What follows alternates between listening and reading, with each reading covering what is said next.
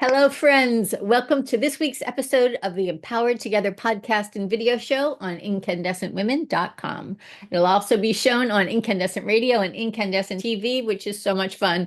I'm Hope Katz Gibbs, proud founder of this organization, here today to talk with one of my favorite people, journalist, author, and activist Natalie Jacobsen. Welcome, Natalie. Hi, everyone, and thank you so much, Hope, for having me on. It's a true honor, and it's like been wonderful meeting with you all the time and planning and taking on the world. Absolutely. Well, the day after the election, Natalie was one of the most amazing women who we came together and we talked about this Empowered Together network. And it has grown since November. Here we are. It is May 9th when we're recording, and this podcast and video will be live soon. So let me tell you a little about this truly amazing woman before we jump into our Q&A. So, as I said, Natalie is an award-winning journalist, writer, and marketer who diverts her time and talent to the nonprofit sector, inspiring others to take action and change the world. And that could not be more true of who she is. She has reported on civil rights in Virginia and defended journalist rights in court. One of her passions is filmmaking. She has shown 3 projects at film festivals, of course. In her spare time, she can be found at cultural festivals, boarding planes, volunteering, and in greenhouses, as you can see by the spectacular array of plants behind her. Natalie is also the author of the 2024 book Ghost Train, which is one of my favorite books. We'll both hold it up. Natalie says she grew up global minded in an aviation family hailing from the Pacific Northwest. She spent her summers creatively writing in her backyard. After graduating from college, she lived in Japan for years as a magazine writer and photographer for TV stations, fostering the love of untold stories. And this book was born from some of those experiences. So, first question. What was your first aha moment? When did you realize the path that you were setting out on? So I've been all of these things, a communicator, like almost my whole life. It didn't really come together for me actually until recently, just how perfectly everything truly aligned. Because my first moment of activism was when I was actually 8 years old. I had just witnessed on TV the effects of Hurricane Mitch, and how it devastated Central America and Latin America, the Caribbean. And I remember asking my mom, like, how will those kids go to school? And she explained to me school is not a priority right now. Surviving is a priority. They need food, they need shelter. And it just blew my mind that children could be without things that I just had every day. And that was my first, I think, awakening of realization like people aren't always born equal or have equitable rights and access to resources.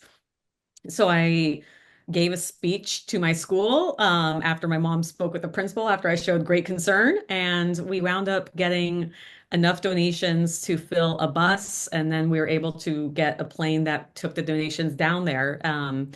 So then throughout my youth and childhood, I continued to like my mom engaged me with like volunteering and showing up to communities who needed help in the local area. My dad was an international cargo pilot, and I learned that a lot of his work was actually delivering aid to other countries. His last shipments before retirement were COVID vaccines.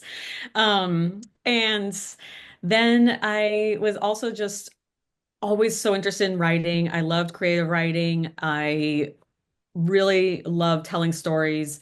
And then in college, it diverted to journalism because I thought, okay, in this post 9/11 world, 9/11 happened when I was in middle school. I was very much aware of how then geopolitical stuff was influencing all of our conversations in society and how there was a sudden start to be rise of tension and misinformation and us versus them mentality. So then I turned my career of writing into journalism where I wanted to really search for truth in things and be very much like fact forward in all of my presentations. And then in college, I studied journalism a lot. I studied Japanese culture and art and music. I went to a college that had a lot of Japanese programs and a lot of friends interested in that culture aspects as well. And I wound up going to Japan after college and working in journalism. And that was kind of another moment for me when I realized like, oh, I'm getting to do travel and talk about now post 2011 tsunami and effects in the rebuilding in Japan and talk about how this is meaningful for the globe and people all around. And when we moved to Virginia and experienced the Unite the Right rally firsthand, and I was reporting on that, it took me back to my childhood of like, I don't want to just watch this stuff on TV. I don't want to just film this or photograph this. I want to do something. So then I literally turned around and thought, well, how can I do something? And then I tied in my writing communications, and my ultimate aha moment was combining all of these things and going into writing for nonprofits. So now I tell stories about the beneficiaries and the communities in crisis to help get call to actions and rally people to help change lives and make a difference in the world. And now I work for an NGO that uses aviation to transport aids. So it's kind of come full circle of telling stories, being abroad, and having all these aha moments that's now hit this point of like, okay, I'm doing exactly what I want to do now. I love that. You're just tremendous. So tell us about your day job, because that's really cool. The day job you had when we met. So Natalie and I met at the National Press Club. We were both members. Natalie got to be really good friends with my daughter, Anna Gibbs, who's a photographer and videographer who's done a ton of photos for Natalie, which are spectacular. And so now you had a job and now you have a new job. Tell us a little bit about that work. So my previous work was with the Combined Federal Campaign. It's a 65-year federal campaign where federal employees used to raise money all by themselves without matching programs, and they would donate millions of dollars every year to charities around the world. Actually, if they were a private organization, they would have been one of the top three most generous organizations out there. But since it was, federal, it wasn't tracked the same way. And I think over time, I think it's now $8 billion that federal employees have given. So it's really, there are a lot of unsung heroes there. And that was really cool to get to interact with thousands of charities, fundraise on behalf of them, and tell their stories. And now I focus my attention on Airlink, where I'm now their marketing director, and my day to day is creating this narrative in which we're taking all of these stats of deliveries that we make, talk about the situation of these disasters, whether it's conflict or natural, and why the aid is important to get there, how fast we can get it there, how we're doing it, and the logistics and challenges we're overcoming. We were the first NGO to get into Myanmar after the recent earthquake a month or two ago. We are still housing things in, shipment storage areas around Gaza, trying to move things in. We're creating air bridges to overcome challenging port closures to get aid into Sudan. It's really incredible all the work that is going on. So there's stuff going on every day. There's long-term protracted crises, there's rapid crises, and we're right there in the middle of all of it, getting these airlines to partner with NGOs and deliver this aid. So my job is making sure that the airlines know what's going on, our donors know what's going on, and everyone is all together helping in kind of like a swarm intelligence where we're all having a little piece of it and we're all trying to create this web of, okay, now the dominoes are falling. This is how we operate. So it's telling that story and getting people to take action at the right time. Well, as you know, part of the Empower Together network, which is what we're doing this video for, video and podcast, because we're bringing, the whole idea is that we are calm, cool, compassionate change makers who are pining for the future we wish to see. And P is that um, promotion, which is what this is. We're promoting all of our members. We're inspiring, we're networking, connecting everybody, and we're educating. And, you have so much to teach. And that's a big part of this, where everybody has the opportunity to come in. All of our members can teach each other, which I think is so important. So talk a little bit about the political climate right now and the work you're doing with the closing of USAID and just all of it. Like, give us some perspective from Airlink. So Airlink is in a fortunate position in which I think less than 10% of our budget was affected by USAID, and it was actually primarily in Latin America and the Caribbean for hurricane season, interestingly enough, which hurricane season also greatly affects, of course, the United States. We just had record hurricane season. We're anticipating an earlier hurricane season than ever before. So we did experience a little bit of a budget kind of interruption. However, a lot of our partners we're finding are stepping up. So we are really cherishing and fostering those relationships with our very key partners who are committed to helping us directly. So there is a shift across the fundraising landscape now where the private sector companies and corporate sponsors will be looking for more local or direct contact as opposed to going to larger grants, foundations, or places where the money kind of goes through someone else. They're starting to give directly to NGOs like ours. And with so many of our partners suffering from much greater losses and effects by the USAID closing and limited federal funding, they're actually going to need a lot more help from NGOs like us who are in more fortunate positions. So we're actually looking to broaden our network right now and see how much more we can step up and what avenues we can help out more. Because it's actually not just happening here in the US, partly because of the USAID decision.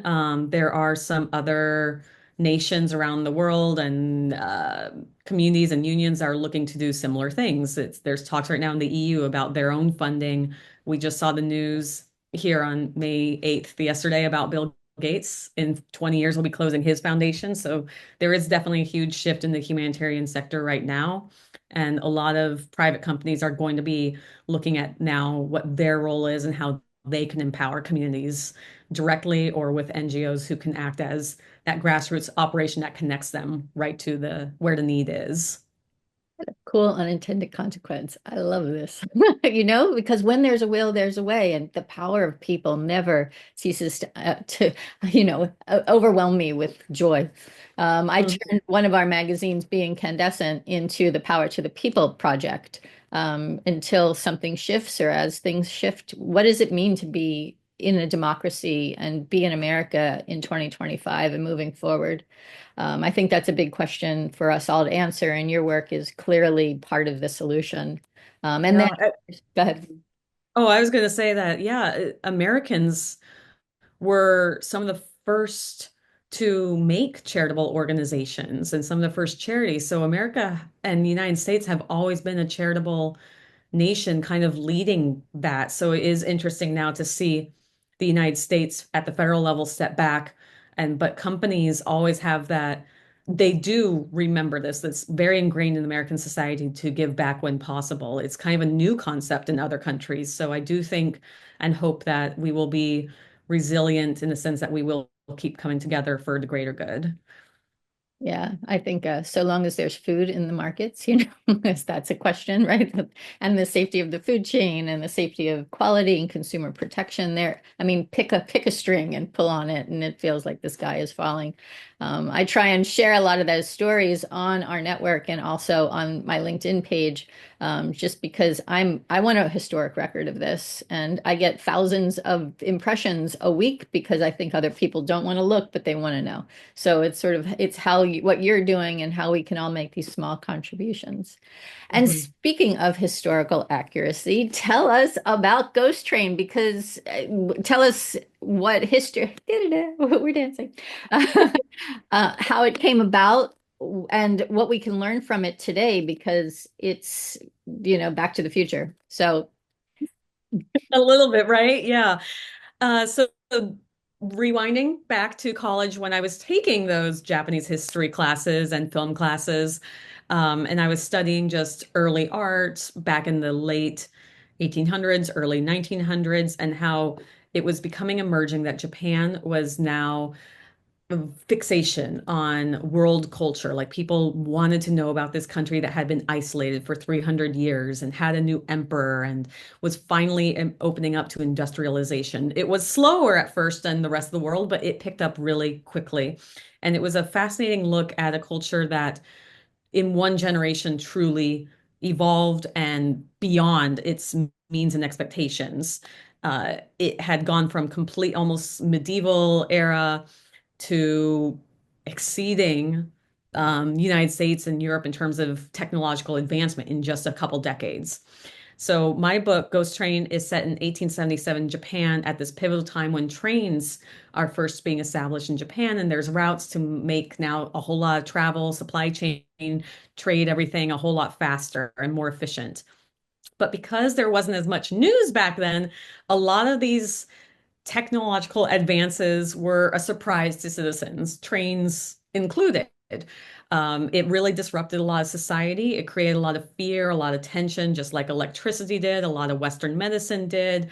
There was suddenly a whole upheaval in trust in one another. And what I observed in Japanese art was seeing foreigners as seen like almost demons, and we don't know what's coming. We don't know what's on the outside world. We're this island nation that doesn't understand the scope of the world, and finding its place in it and knowing that the world is so infatuated suddenly with this mysterious country that it really almost was like a convoluted perspective.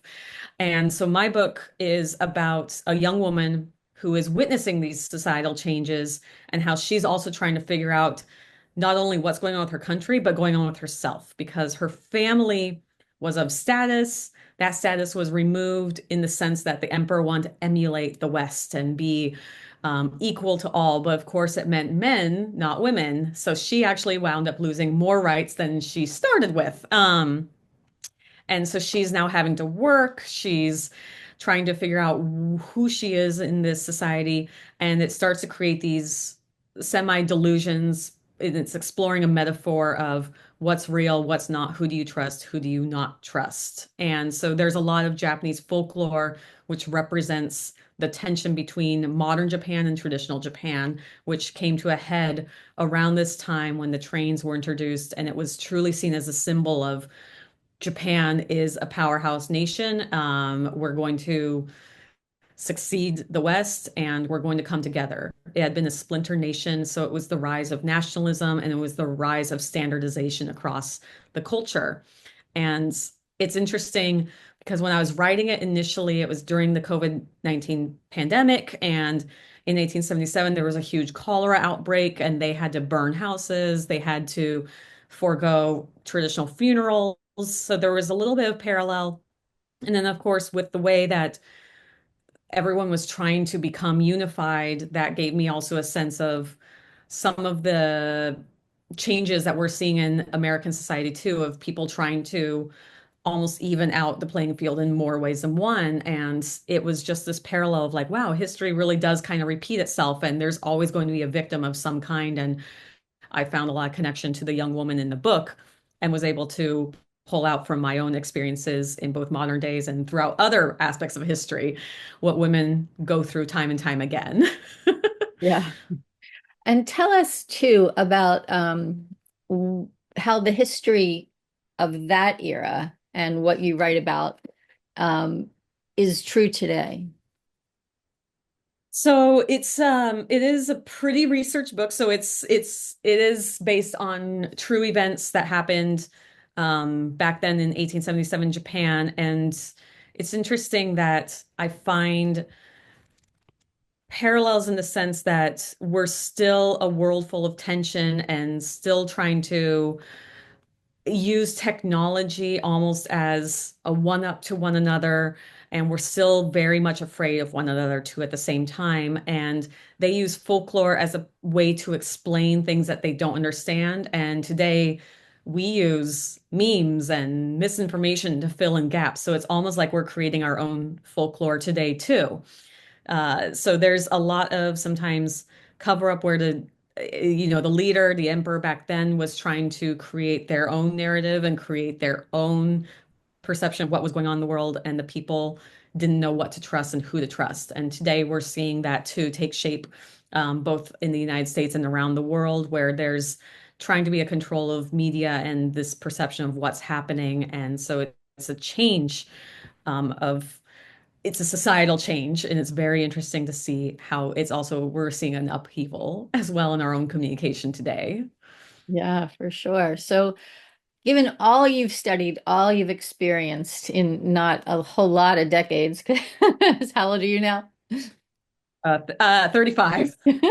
For a while, I was like, how? I know, I forget to. So what do you see coming? What's your forecast? That's a big question. I'm trying to I know that after November, a lot of things got everyone was feeling on edge. From my perspective, I'm looking through history and I always see resilience. Things, sometimes feel like they get worse and worse and worse before they get better.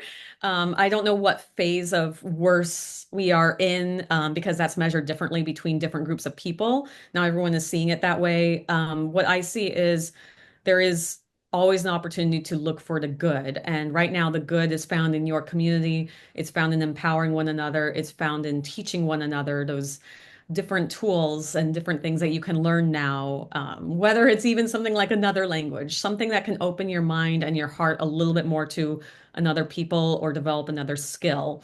Languages are tough. It's tough for me. So something like I want to learn in the next, couple of years is actually like CPR or like stop the bleed, like some emergency things. You just never know. But I also want to learn some other practical skills for community building. And what I'm finding with my work as a humanitarian and with NGO is that we're not in competition. We are truly opening up a lot more communication avenues. We're having a lot more meetings between different team members to really share information and problem solve together. And you're going to have skills that your neighbor might not, and they might know something you don't. So strike up conversations in unusual places. You might bridge over these gaps that we're seeing that are creating this tension, and maybe we can work to heal just one thing at a time because everything is overwhelming. It feels daunting, but if you just focus on small, minute things in your community and in your home or in your world or your sector, then you will find opportunities to make good and feel better about your place in it. Yeah, I love that. Yes, that is great advice. Absolutely. We just have to do it. Um, and so I want to go back for our last question to the magic that your mom made in your life when she obviously realized that she had this spectacular child on her hands and she wanted to support you. So, what can parents do? Because Incandescent Kids is our next big project here at Incandescent, where we're teaching kids to think like reporters, write, whether it's journalism, actively writing articles, or illustration, or video, or all the things where we're telling stories. So, what can you do? What advice do you have for parents so that they can encourage their kids the way yours did your?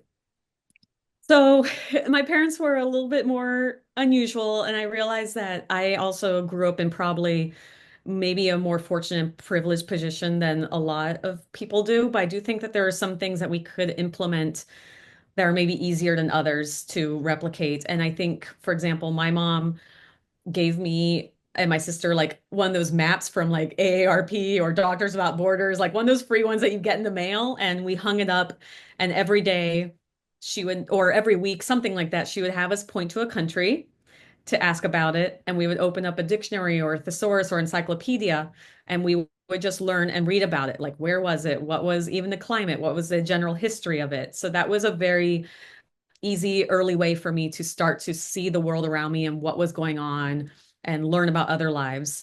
Another thing was, even though it's difficult, and I know a lot of people are resistant to watching the news, watching the evening world news was something my parents had me do every day. So I was allowed like I think half an hour or an hour of cartoons. So I watched like Arthur or um, Zoom, old Zoom back in the day on PBS, and then world news. So that was a daily kind of ritual. And then my parents were always with us, so we could ask questions. And I realized that, maybe people have different situations where parents are working double jobs or there's babysitters, but having time at least once a week to have open conversation, catch children up and let them know of these things that are going on, being candid will get them to ask questions and create them a more curious individual. I think encouraging children to be curious as opposed to avoiding topics or sheltering them, thinking that that's better, is going to make it tougher for them later on to connect with and be compassionate towards others. So those were two integral things that I think that they subtly did that really helped me a lot with that awareness. Yeah, well, it's incredible. It's incredible what you've accomplished and who you are. Ghost Train, everybody go get a copy. It's fantastic. It's and there's more, right? You're this is just the first that you have a Yeah. trilogy in your head. Yeah, I do have two others written, waiting a little bit to see how sales go and maybe working on audiobook, but I am working on another book right now that's contemporary fiction. It's again, usually I'm more about historical fiction and making connections to contemporary life, but right now I'm working on contemporary fiction that's set in Oregon during some of the most recent worst wildfires in history. And it's about how a lot of state prisoners were actually voluntold to go fight the fires for no pay or really any commiserate experience or support at all. And how they also put their lives on the line when maybe, it's a whole conversation. Do they deserve that? Who should be fighting these fires? And how do we treat prisoners? And how do we treat the environment? And so it's a look at that whole system that is really not looked at very often. Uh, Natalie, you always have another great idea, something that is getting to the core of the onion, right? You peel it Right. back, but you're going for it. We'll find Godzilla in there somewhere. I love it. I love it. Ladies and gentlemen, you are listening to Natalie Jacobsen, author of Ghost Train and so very many things. Look her up, check out her website, and be sure to follow her. She is a change maker. All right. Thank you so much. I'm Hope Katz Gibbs with Incandescent. We look forward to talking to you again on the Empowered Together show. Check us out, incandescentwomen.com, and join us. It's only $150 a year, and you get an interview like this, and we're going to change the world together. All right. We'll see y'all soon.